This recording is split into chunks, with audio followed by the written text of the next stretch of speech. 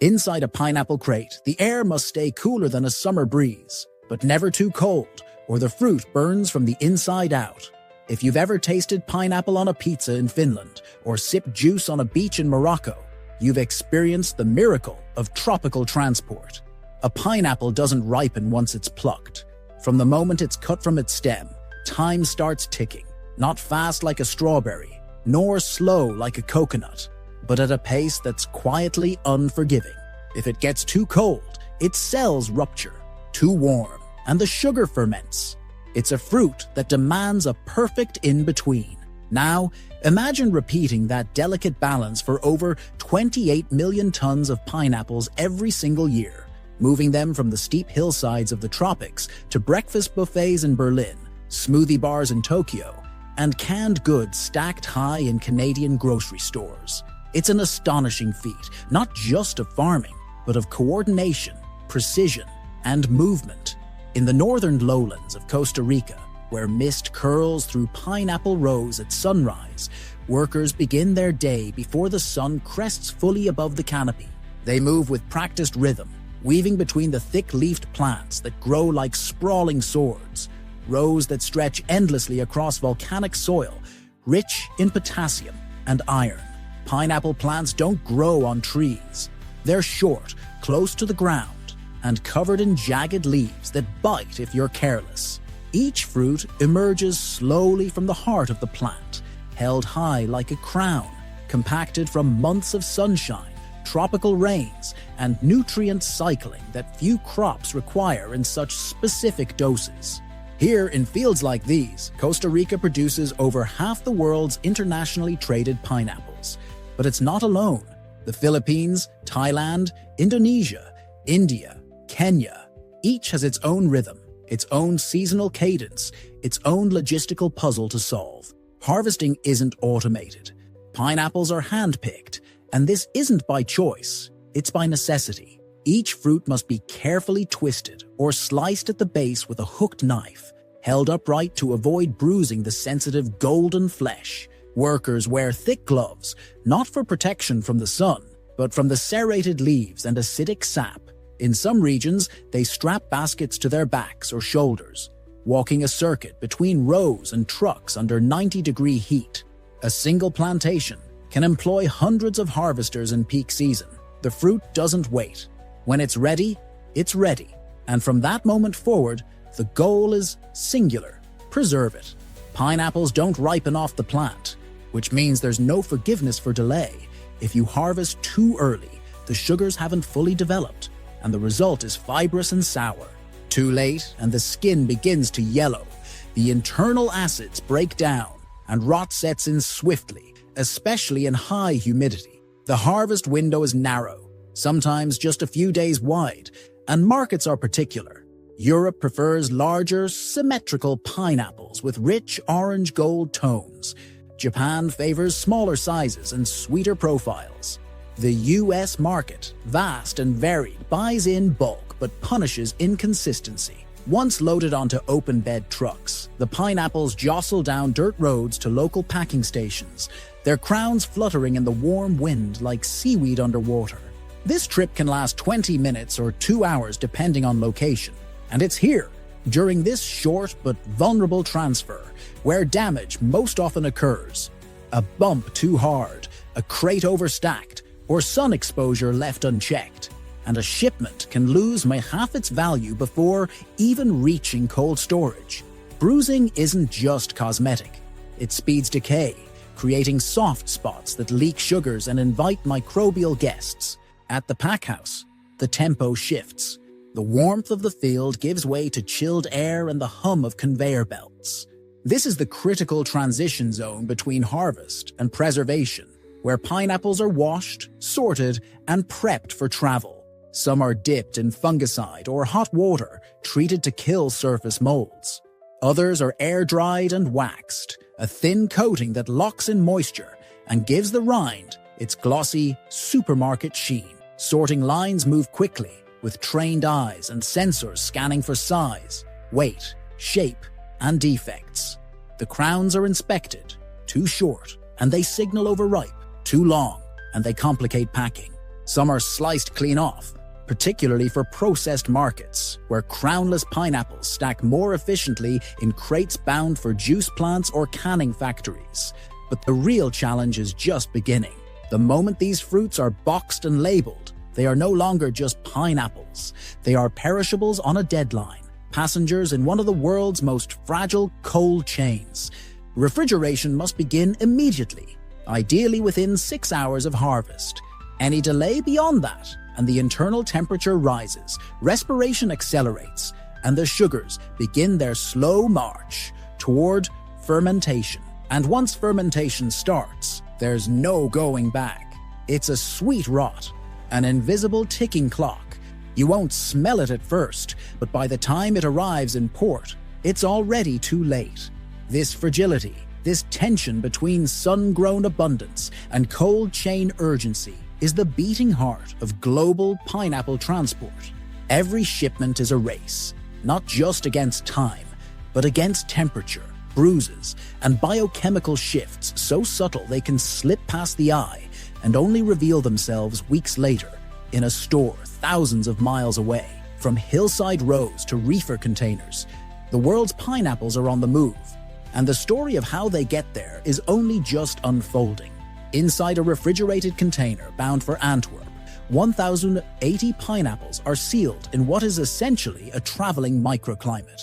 The air is chilled to precisely 8 hectopascals, not 7, not 9. At 7 degrees, the cell walls of the pineapple risk internal chilling injury, an invisible frostbite that turns flesh to sludge.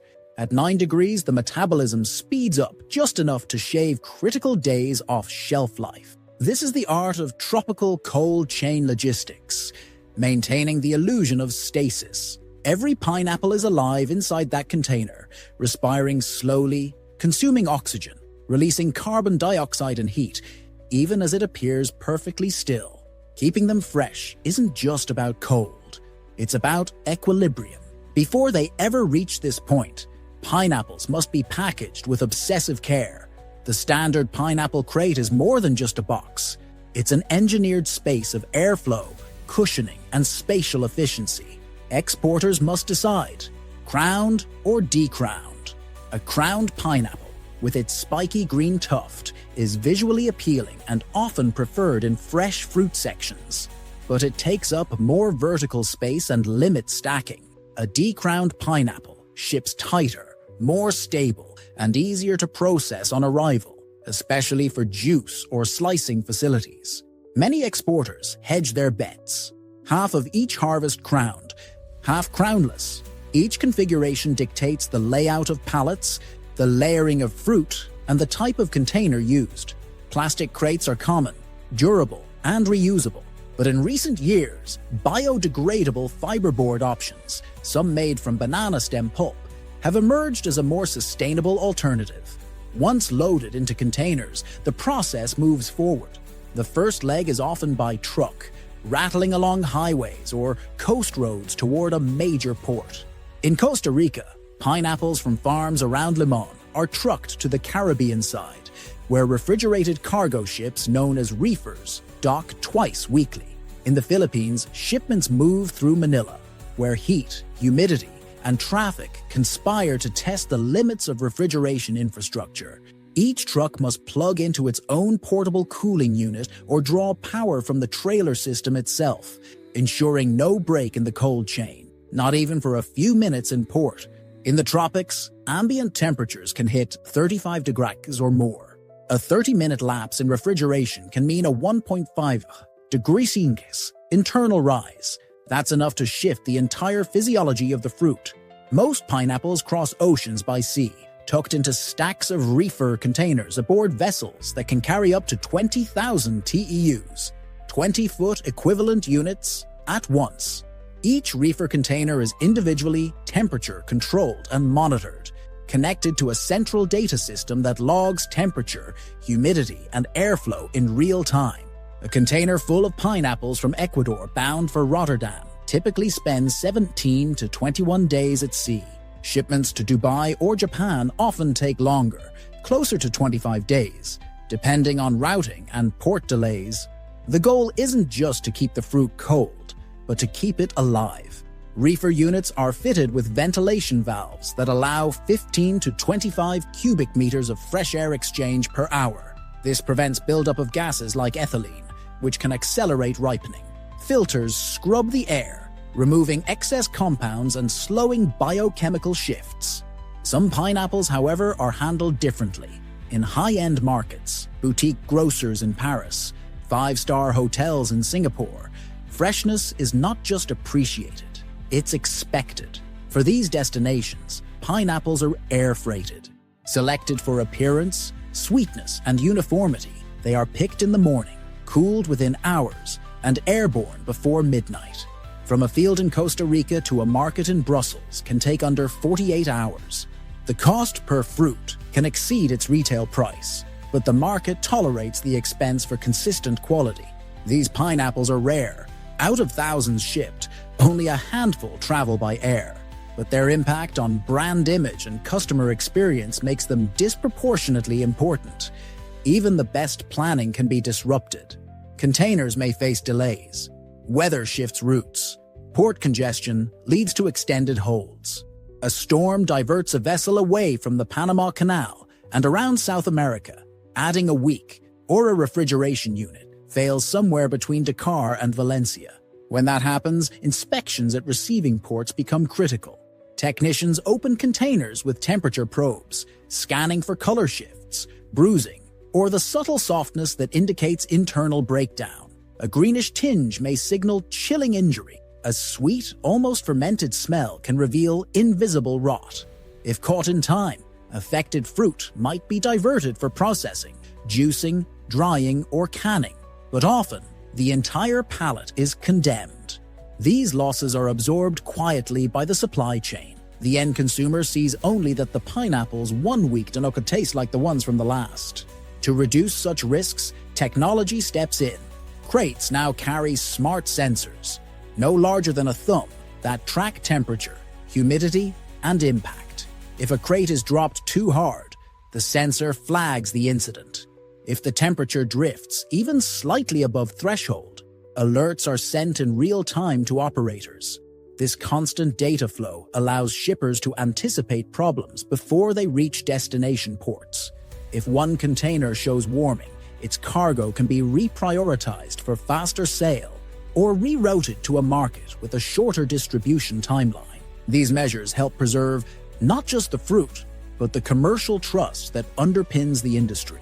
Meanwhile, in regions where traditional infrastructure is limited, alternative methods emerge. In parts of West Africa, modular cold rooms powered by solar or biomass energy provide reliable cooling for small cooperatives. Some use pineapple leaf waste itself as biofuel. In others, modified atmosphere bags extend shelf life without refrigeration at all, relying on carefully balanced oxygen and carbon dioxide ratios to slow the metabolic clock.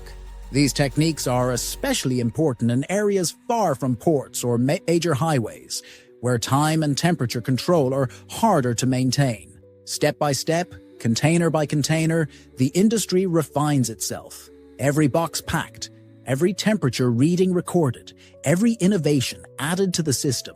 These are acts of preservation, not only of fruit, but of timing, of trust, of flavor. The goal remains unchanged: to move pineapples from field to table without them changing too much along the way. Biology pushes forward, technology pushes back, and somewhere in the middle, 28 million tons of pineapples keep moving. In a slicing facility outside Kuala Lumpur, pineapples glide along a conveyor, trimmed, skinned, and cored in a rhythmic flow. Some are packed into trays for chill displays, others cubed for cans, or juiced within hours of arrival. But before they're handled this way, each fruit has been carefully sorted by size, sugar content, and resilience. The most favored is the MD2 variety, uniform, sweet, and tough enough to endure long distances without losing quality. Its traits aren't just agricultural, but logistical, selected for a global system that rewards endurance as much as flavor. Nothing in the pineapple is wasted casually. Skins are repurposed for vinegar, cores ground into flavor additives. leaves spun into fibers that become leather-like textiles. Even the crates they were packed in are shifting, away from petroleum-based plastics and toward pulp from banana stems or rice husks. Stickers are reformulated with dissolvable glue, packaging redesigned to breathe better while reducing waste. The industry is moving in small, deliberate steps, each aiming to balance quality with sustainability. Still, none of this works without precision. 1 degree too warm, and the fruit loses days of shelf life. A bruised base from mishandling, and sugars ferment invisibly. The people behind it, technicians, analysts, harvesters, inspectors, form an invisible network, adjusting to keep the fruit consistent. When pineapples arrive fresh in places far from the tropics, their flavor carries more than sweetness. It carries evidence of exactness, of care stretched across continents. Every pineapple in a market holds the trace of distant soil, cold precision, and careful hands. It ripened under tropical skies, but arrived intact because temperatures were held, shocks avoided, and timing never missed. What seems ordinary, sweet, golden, familiar, is the result of thousands of quiet decisions. So when you taste it, know that its freshness wasn't luck. It was earned, all the way from the field to your table.